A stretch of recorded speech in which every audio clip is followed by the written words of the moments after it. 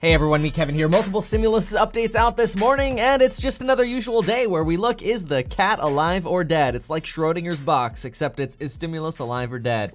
Today we have updates from Larry Kudlow, Mnuchin, Pelosi, and Trump, and basically everyone that we need to hear from right now, because these are the people that matter. But first, it's helpful to get out of the way what doesn't matter, and that's Senate Republicans. There are about 20 very vocal Senate Republicans right now bagging on the current stimulus package, mostly out of publicity reasons to continue to appeal to their base of keeping debt low. However, these 20 voices are kind of confusing what's actually happening in stimulus negotiations, and so it's helpful to clarify what's actually going on. Let's take a look at this little chart I made. So, we need 60 votes in the Senate to get this next stimulus package done. That's all we need, is 60. There are 53 Republicans, and then there are 47 Democrats and independents. So out of the 53 Republicans, 20, about a very vocal 20, are anti any stimulus package. About 10 to 12 have already said yes. These are people like Lindsey Graham, and we even have people like Ted Cruz saying, hey, if Trump's on board, I'm on board. Then we've got 21 to 23 maybe Republicans. We just need 1 to 3 of those to flip, and we've got all the votes that we need in the Senate. So this is why I've mentioned on this channel before, if you hear, oh, this Republican said no, this Republican said no, they're probably in this group of no Republicans in the Senate. But we care about 13. That's all we need in the Senate. And Larry Kudlow this morning clarified this quite a bit. Larry Kudlow told us this morning when he was asked, are stimulus talks dead? He said, I don't think it's dead at all. And I spoke with Treasury Secretary Mnuchin last evening. And when he was specifically asked, he said, if we have a deal with the House, aka between Nancy Pelosi and the House of Representatives and the White House, the Senate will pass it. He seemed very confident about that, though sometimes we have to keep, Larry Kudlow in check because sometimes he just sounds confident because he wants the stock market to be higher. That's kind of the running joke with Larry Kudlow. But anyway, Larry Kudlow also told us, and this was a little bit of a shocker, he said that in talking to Treasury Secretary Mnuchin, Mnuchin would even consider a higher or larger stimulus package than the $2.2 trillion that Nancy Pelosi has put forward.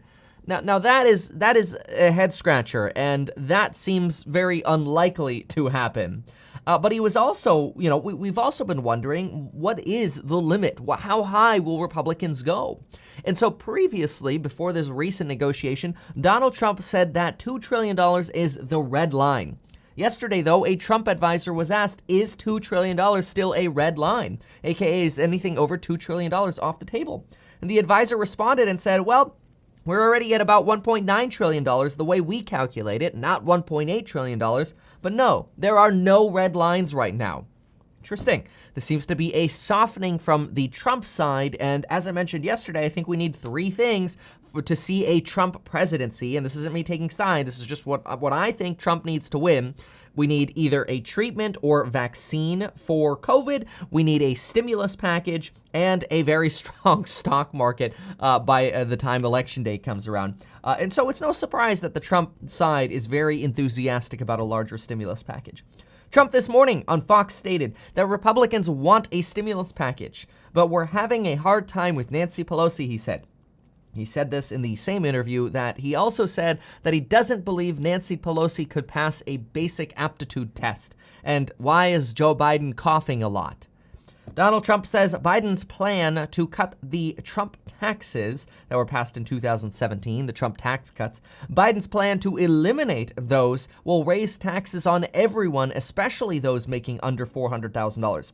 Now, Biden's team says they won't raise taxes on anyone making under $400,000, but we haven't had a crystal clear response yet from the Biden camp on exactly what parts of the Trump tax plan they're planning on removing and what they're planning on keeping. And given that the next debate on the 15th has been canceled, now we have to wait probably until the 22nd to get some more clarity. Nancy Pelosi also released another letter this morning, here on Sunday morning. Let's go ahead and pull up Nancy Pelosi's latest letter to see where things are. Nancy Pelosi begins by saying this is the fourth day we have had over 50,000 new cases. This is the first time we've had a 4-day streak of over 50,000 cases since August. That is not the direction we want to go. Nancy Pelosi alleges that Trump does not take the war against COVID seriously, and the language that they are providing is wholly insufficient. Now, this is interesting because this is where we see if they're actually getting closer in this language down here. Total funding. So yesterday we heard that both sides were in agreement on $75 billion. Well, apparently Nancy Pelosi dug through the text, and only about $45 billion of that money is actually new money, and the rest of the money is just reallocated money from the CARES Act, which I guess this is Nancy Pelosi signaling she wanted $75 billion in new money.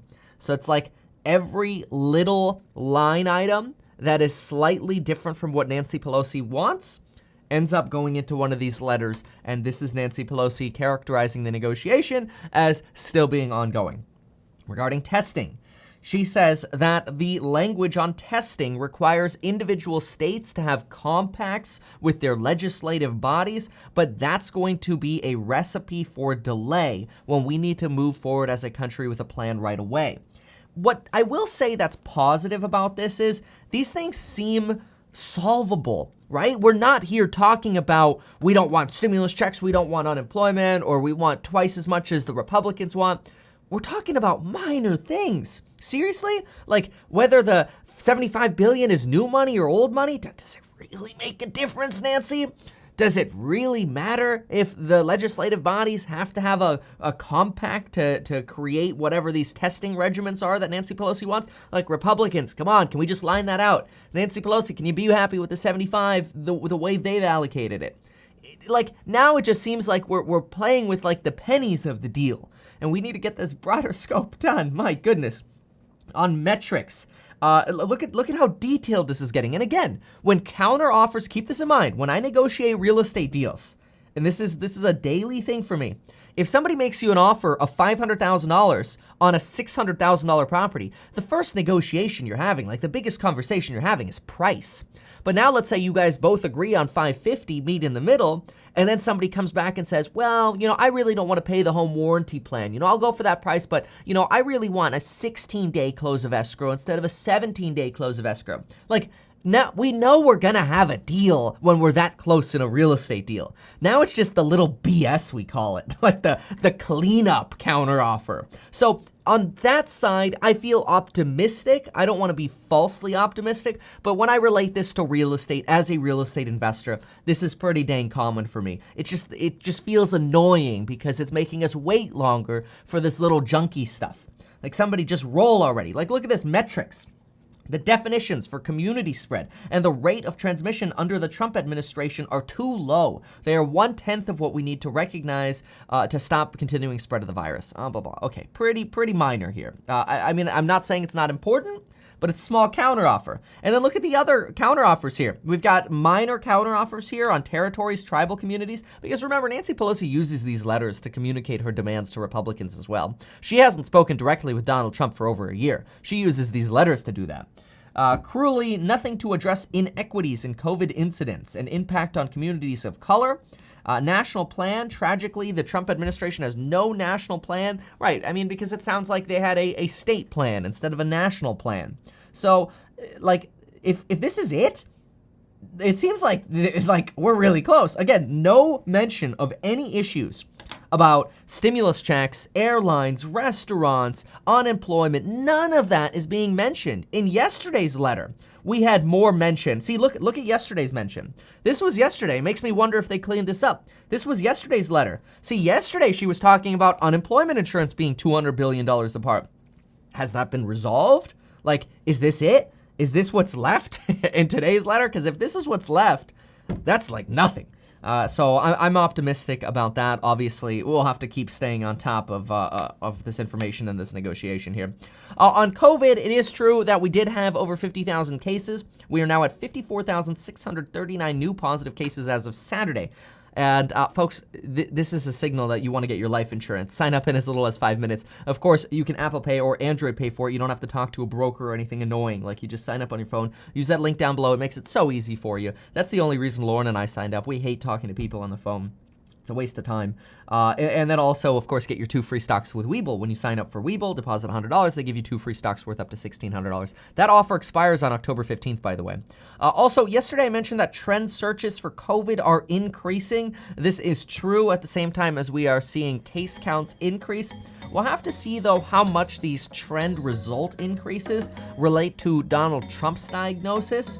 Although, keep in mind, we did have spikes in COVID search trends when the United Kingdom, probably about a month before the United Kingdom experienced their real second wave. Watch that video if you haven't yet on the stock market yesterday. Really good video. We go into that in big detail.